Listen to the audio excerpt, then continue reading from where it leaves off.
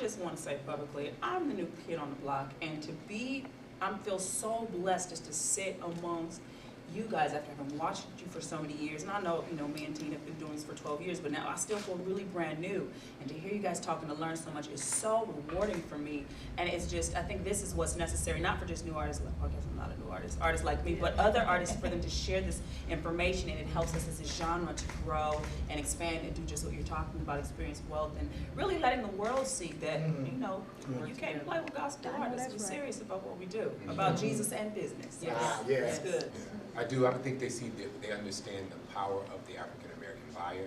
They also understand that regardless of how religious they are, most African Americans go to church. They just do. That's just something that our ancestors put in us, and we go to church regardless of whether they say they're a Christian or not. They go to church, and that would probably be the biggest shopping mall for any brand.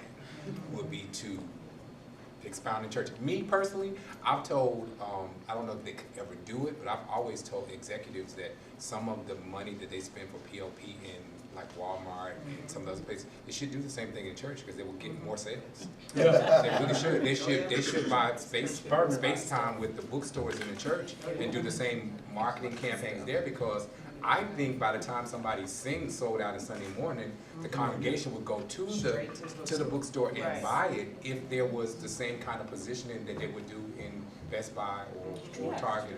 It happened last night. The choir in the previous city sang God Wants a Yes. My mother picked up her iPad when we got back to the hotel. She said, "Now who sings that?" I was like, "Mom, you never heard that before." And she bought it that night. Yes, and she heard it here. Exactly.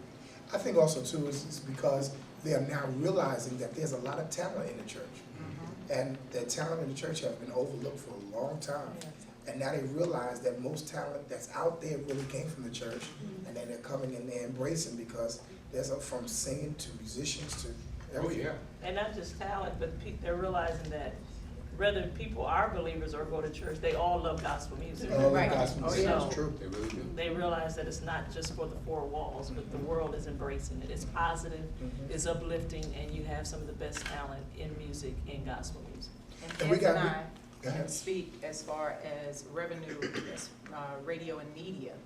We have huge corporate sponsors. One of my corporate sponsors is Lowe's. They're my hugest sponsor. And then I have Novartis. I have Colgate. I have so many people who want to invest there. They're finding that, okay, she's been here for so many years. He's been here for so many years. The climb is steady. There's not a rise and then a dip and then a rise and a dip. The one thing about gospel music, and we say it all the time, gospel music sells on a constant basis. There's not a here and a there and a here and a there. You will find this steady rise in gospel music because we found that steady wins the race, as opposed to 100,000 the first week and then 2 the next week. But and they're paying attention. People are paying attention. Our fans are loyal.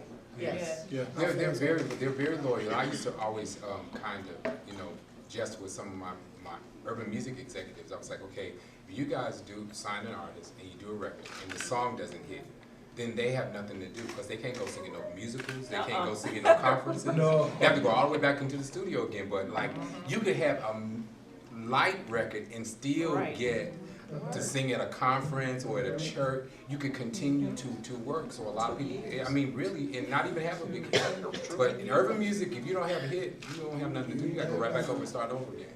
That's true. That's so true.